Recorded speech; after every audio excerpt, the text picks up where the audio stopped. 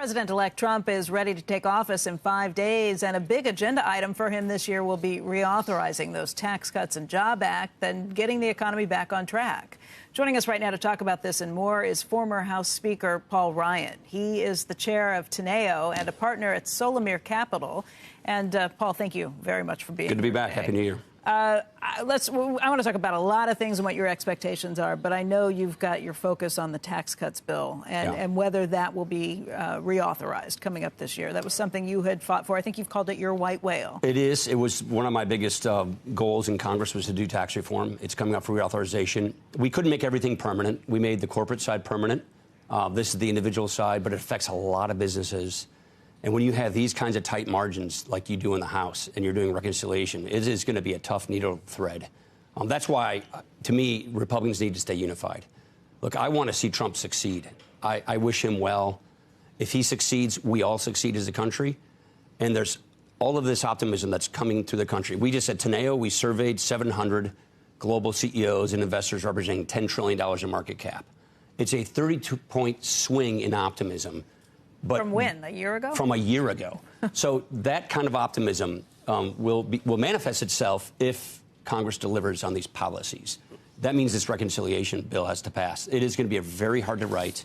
So to me, it's all about not having Republican factionalism erupt. Because if you break into factions, you can't get your agenda passed, especially with these narrow margins. So to me, it's really, really important that Republicans stay unified, get this done. And I think they're going to do it.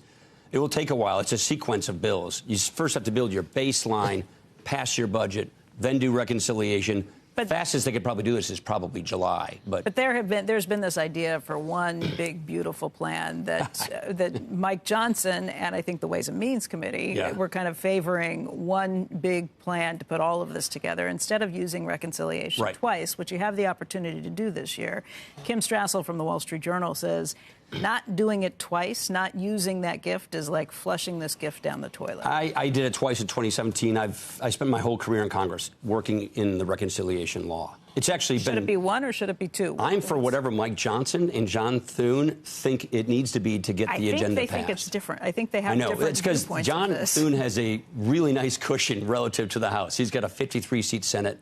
Mike Johnson, he won't be at full strength until the special elections are done in the spring. So you can't even pass anything very tough until then. So, frankly, I would defer to Johnson and to Jason Smith at Ways and Means. Those are the committees I come from. I chaired Budget, Ways and Means, and then was Speaker.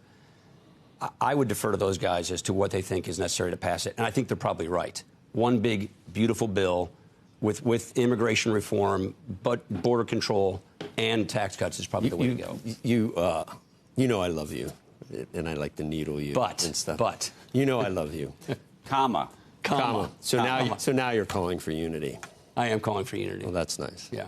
Would have been nice before the election. He won. Look, he won. The other thing I thought was funny that you said was when you said, hey, look, I want Trump to succeed. You know who that sounds like? It sounds like a Democrat. It sounds like a Democrat saying, well, you know I hope what? the Democrats sound like that. Well, of course you want Trump to succeed. You're a Republican. Here, look, I'm a conservative Republican. I'm a free market, limited government. No, but you know what I'm saying. That's who I hear. Yeah, but my brand of conservatism doesn't always overlap with Trump populism. I understand, but it was binary. You know we argued about that. I know we argued. On and off binary the all along. It was always binary. And a vote not for Trump was a vote for Kamala Harris. Can you imagine? I know you want to get back to this.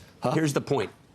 A lot of this agenda, my kind of conservatism, Trump populism, it overlaps. Okay. We disagree on trade and things like that. I'm not with trade fights on China, but I'm not a big fan of all the tariffs on our allies.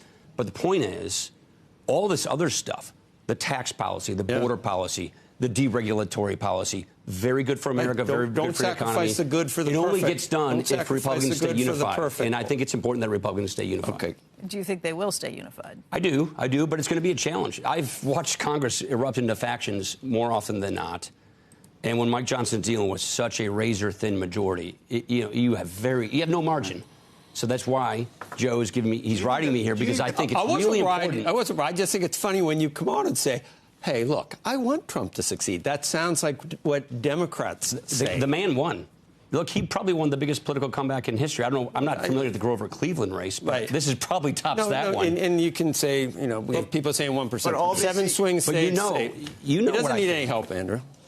Go ahead, Paul. You know what I think. You know what I thought before. I know. But now that we have an opportunity to pass what I think is a very good agenda, it's extremely important that and he we doesn't stay have to be reelected at this point. So he seems a little bit different. He must be more palatable to you this time around. Yeah, and my hope is that by the end of his administration, he makes a good dent on entitlement reform. That's what I was just actually talking about. What are the chances that not having to run for re-election, what are the chances that DOJ actually finally looks at entitlements? Well, Congress needs to look at entitlements. DOJ can do a lot there. I think or Congress. What I'm but it has excited to be led by the leader of the party. Yeah. In an ideal world, in a reconciliation bill, you make the tax code permanent. And the way you make it permanent is you put big savings in that bill that in the out years pays for the second decade. That's how we measure it. And you have really good entitlement reform. That's the ideal reconciliation package. Do you think that the tax policy, or the extension of this, is as is, or do you think there's going to be a complete rethink of it? You know, a lot of folks are now looking, for example, the Wharton School has done a new budget proposal. Yeah, I'm familiar with their model. You know about it. Effectively brings actually the top top individual rate actually down to 27%, interestingly. Yeah. But also then... Broader base. What did you say? With the broader base. And then gets rid of basically all deductions, and then also moves the capital gains rate up to 27%. Yeah. It's very interesting. I don't know if you think that Republicans and Democrats get behind that, or the only reason I'm asking is the sort of format with which we're living with today. Is that what will be voted on, or do you think that people are going to bring all these other ideas to the table? Look, I spent my entire adult life in tax reform. Everybody has a plan until you get punched in the face, right? Right, Mike Tyson. Getting this stuff through Congress is really, really hard. Look, I tried to get rid of SALT. I did a $10,000 SALT deduction. That now, because of New York and California members, has to be raised. When you're passing something through the House, you're relying on blue state votes.